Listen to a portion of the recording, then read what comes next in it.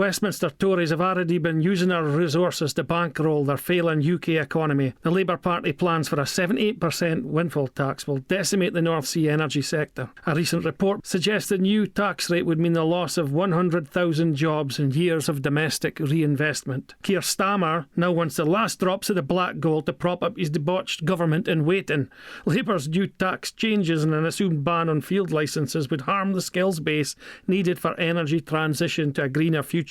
Aberdeen could lose the transferable skills between the offshore energy and the floating wind farms, the carbon capture and the hydrogen. Labour and the Greens and the SNP also fail to understand that global warming is global.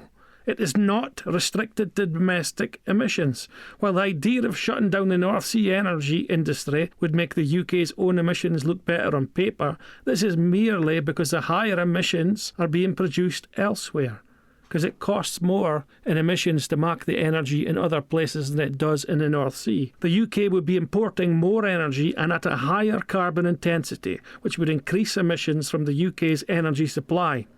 The new 78% tax on profits will mean lower investment, which means rapidly lower oil and gas production, many fewer jobs and the loss of skills necessary for the energy transition, worse energy security for our country and our people, and higher emissions for global warming figures.